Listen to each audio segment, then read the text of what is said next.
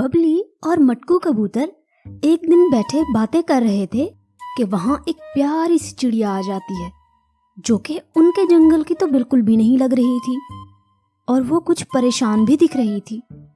वो उड़ते उड़ते कबूतर और बबली के पास आकर बैठ जाती है। चिड़िया बहन, आप कौन हो? आपको आज से पहले तो इस जंगल में कभी नहीं देखा हमने। लगता है यहाँ आप नई आई हैं। जी, यहाँ नई हूँ। मेरा नाम मीना चिड़िया है। असल में मेरा घर यहाँ से कुछ दूर उल्लुओं वाले जंगल में था, लेकिन वहाँ तो उल्लुओं ने हर जगह कब्जा कर लिया ना। मैं तो बहुत ही मुश्किल से उल्लुओं से अपनी जान बचाकर भागकर यहाँ आई हूँ। मैंने भी उन जालिम उल्लुओं के जुल्म की बहुत सी कथाएं सुनी हैं।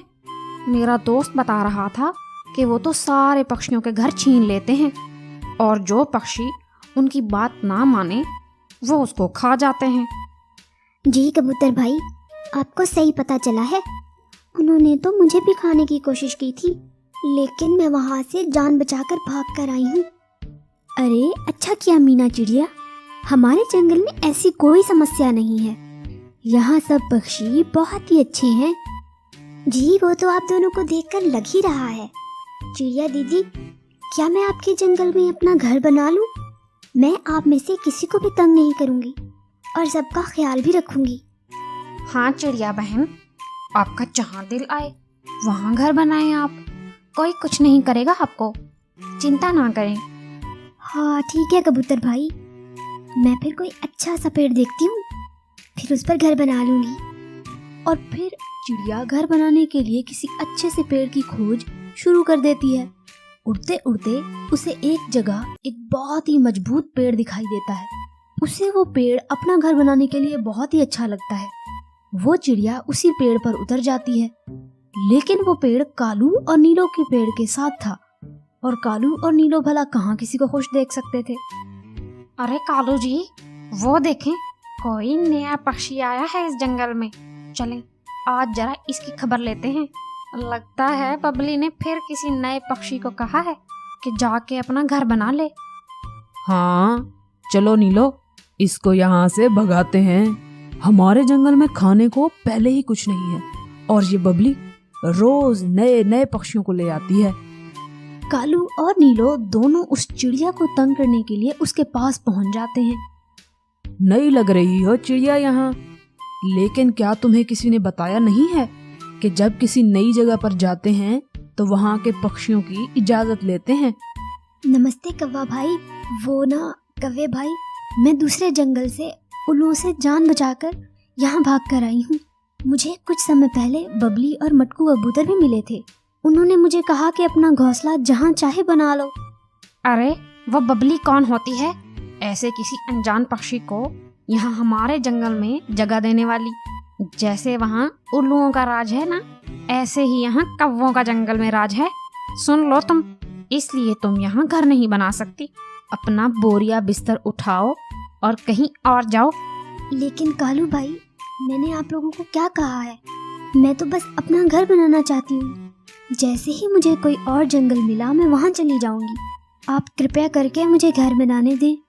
सुना नहीं तुमने चिड़िया कि मेरी नीलो बेगम ने क्या कहा है तुमको? तुम यहाँ घर नहीं बना सकती तो मतलब नहीं बना सकती। हमारी इजाजत के बगैर यहाँ कोई भी घर नहीं बना सकता। आई समझ? मैं कहीं और बना लेती हूँ। चिड़िया वहाँ से किसी और पेड़ की तलाश शुरू कर देती है और कालू और नीलो फिर उसे तंग करने का सोचने लगते हैं। ये बबली तो ज्यादा ही सर चढ़ने लग गई है। हर किसी पक्षी को कहती है कि आ जाओ हमारे जंगल में और रहो यहाँ पे। ऐसे ही होता रहा ना तो हमारे जंगल में खाने को कुछ भी नहीं मिलेगा और ना रहने को पेड़ बचेगा। हाँ सही कह रहे हो कालू, अगर हमने इस चिड़िया को घोंसला बनाने दिया तो बाकी पक्षी भी आ जाएंगे उस जंगल से घर बनाने के लिए यहाँ पे। हमें इस चिड़िया को रोकना चाहिए। चलो फिर इस चिड़िया का पीछा करते हैं। ये जहाँ भी घर बनाएगी हम इसे नहीं छोड़ेंगे। और फिर कालू और नीलो उस चिड़िया के पीछे चले जाते हैं। उधर चिड़िया एक और पेड़ ढूंढकर अपना घर बनाना शुरू कर देती है तो पीछे से कालू और नीलो भी पहुंच जाते हैं।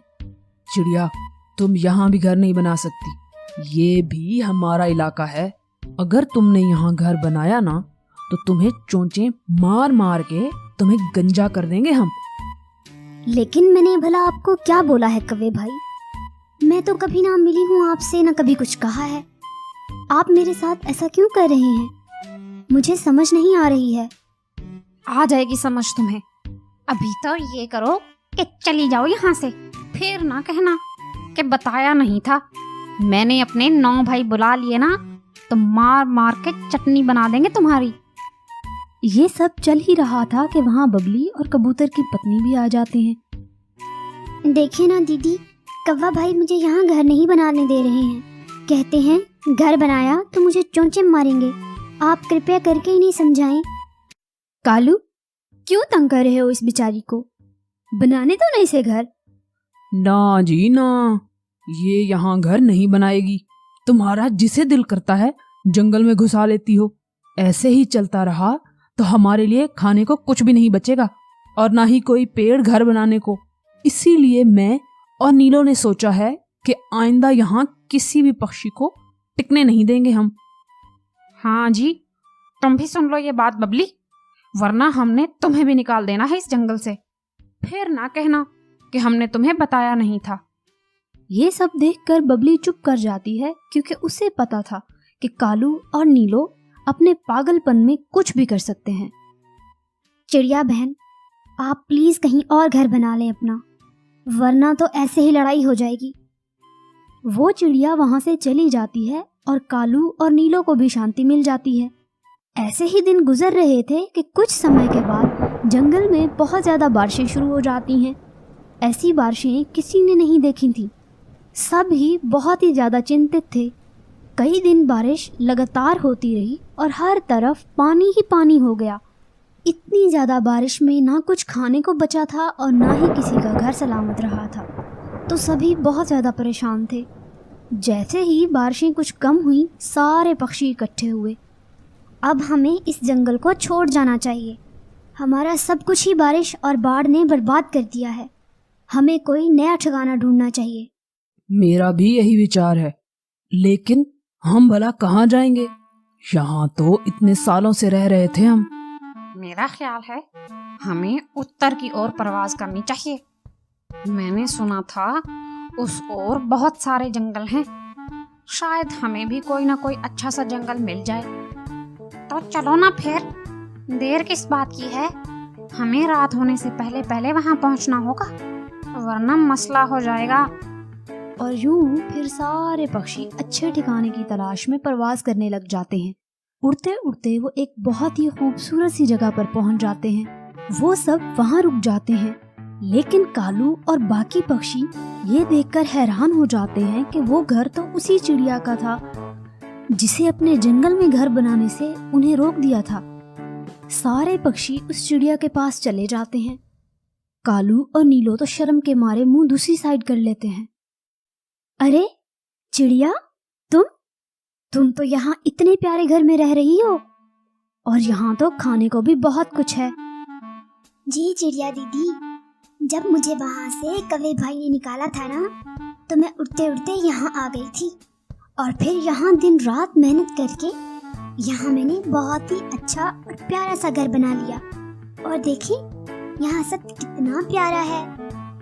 कालू और नीलो तो शर्म के मारे मुंह दूसरी साइड करके बैठे थे, क्योंकि उनको अब एहसास हुआ था कि उन्होंने चिड़िया के साथ बहुत गलत किया है। लेकिन मीना चिड़िया उनसे नाराज नहीं थी। अरे कोई बात नहीं कवे भाई, इधर मुंह कर ले। नीलो भाभी, आप भी। और मैं आप लोगों से नाराज नहीं हूँ। मैं तो चाहती हूँ कि आप देखें कि हर कोई अपनी किस्मत का ही खाता है। देखें, आप सब यहाँ आए हैं तो मुझे कोई चिंता नहीं है कि जहाँ मर्जी घर बनाएं आप और जो मर्जी खाएं।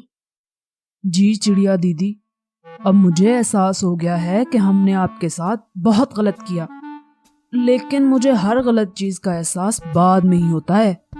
और फिर सारे पक्षी मिलकर उस नए जंगल में हंसी खुशी रहना शुरू कर देते हैं। हमें इस स्टोरी से सीख मिलती है कि किसी के भी अन्न देवता हम नहीं हैं, बल्कि हर किसी को उसके नसीब का भोजन ऊपर वाला देता है।